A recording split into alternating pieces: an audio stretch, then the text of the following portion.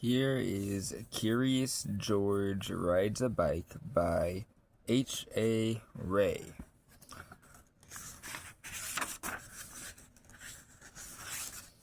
This book came out in 1952. Oops. Sorry. Gotta struggle with the page here. Get back to you. Okay, we're good. So, here is George. He lived with his friend, the man with the yellow hat. He was a good little monkey and was always very curious. This morning, George was curious the moment he woke up because he knew it was a special day.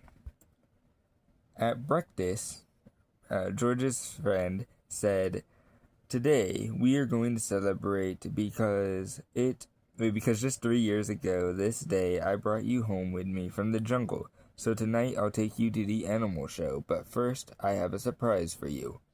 He took George out to the yard where a big box was standing. George was very curious. Out of the box came a bicycle. George was delighted. That's what he'd always wanted. He knew how to ride a bicycle, but he had never had one of his own.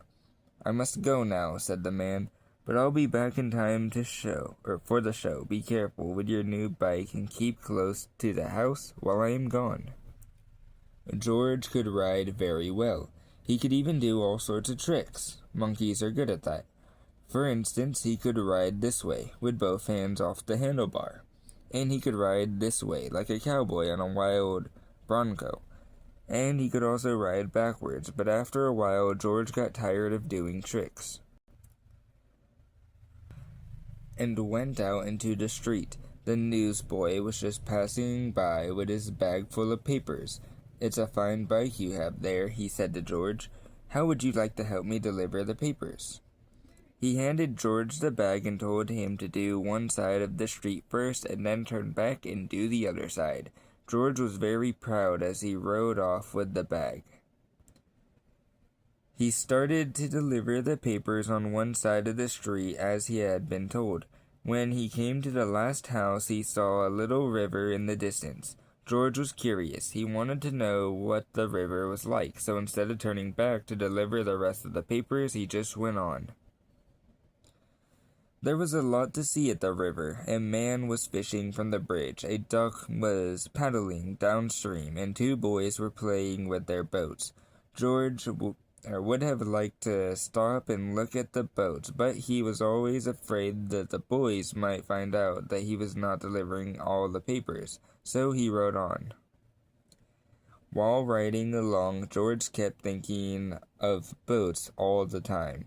It would be such fun to have a boat, but how could he get one? He thought, and then he had an idea. He got off the bicycle, took a newspaper out of his bag, and began to fold it. First, he folded it down the corners like this. Then he folded both edges up, brought the ends together, and flattened it sideways. Then he turned one corner up, and the other one. Again, brought the ends together, and flattened it sideways. Then gently he pulled the ends open, and there was his boat. Now the moment had come to launch the boat. Would it float? It did, so George decided to make some more boats. Finally, he had used up all the paper, and had made so many boats that he could not count them all. A whole fleet. Watching his fleet sailing down the river, George felt like an admiral, but watching his fleet, he forgot to watch where he was going. Suddenly, there was a terrible jolt. The bicycle had hit a rock and George flew off the seat head first.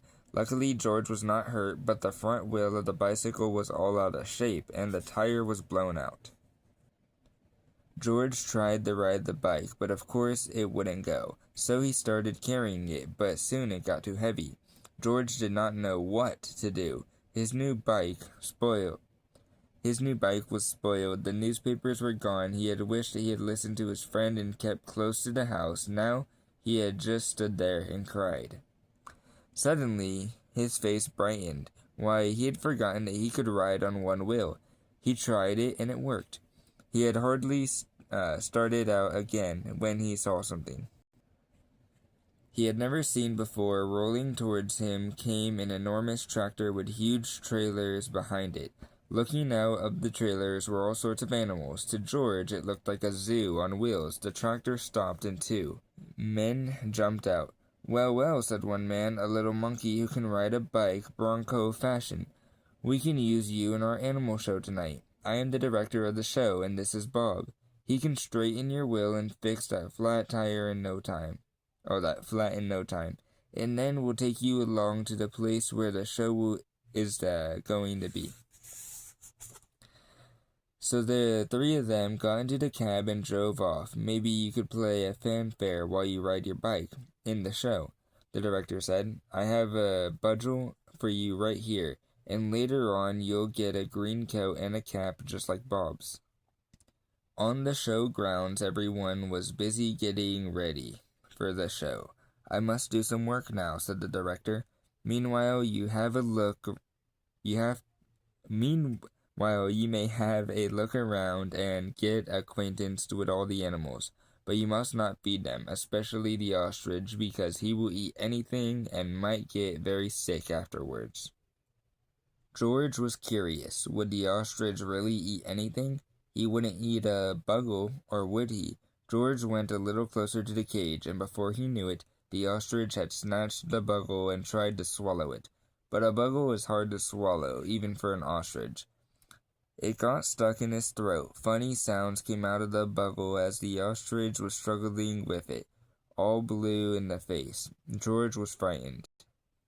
Fortunately, the men had heard the noises. They came rushing to the cage and got the bulge out of the ostrich's throat just in time. The director was very angry with George. "We cannot use little monkeys who don't do as they are told," he said. "Of course, you cannot take part in the show. We will have to send you home." George had to sit on a bench all by himself, and nobody even looked at him. He was terribly sorry for what he had done, and now it was too late. He had spoiled everything. Meanwhile, the ostrich, always hungry, had gotten a string dangling near its cage. This happened to be the string which had held the door of the cage to the baby bear. As the ostrich had nibbled at it, the door opened and the baby bear got out. He ran away as fast as he could and made straight for a high tree near the camp.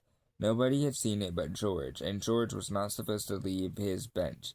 But this was an emergency, so he jumped up, grabbed the bugle, and blew as loud as he could. Then he rushed to his bicycle. The men had heard the alarm and thought at first that George had been naughty again.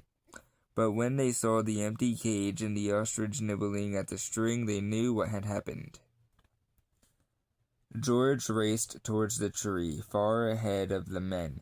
By now the bear had climbed quite high, and this was dangerous, because little bears can climb up a tree easily, but coming down is much harder. They may fall and get hurt. The men were worried. They did not know how to get him down safely, but George had his plan. With the bag over his shoulder, he went up the tree as fast as only a monkey can, and when he had reached a baby bear, he put him in his bag and carefully let him down so that the men could safely catch him. Everybody cheered when George had come down from the tree. "You are a brave little monkey," said the director. "You saved the baby bear's life. Now you'll get your coat back, and of course you may ride your bike and play the bugle in the show." Finally, the show was on. The whole town had come to see it, and how surprised they were to discover George on his bike, right in the middle of it. The newsboy was there too, and also the man with the yellow hat,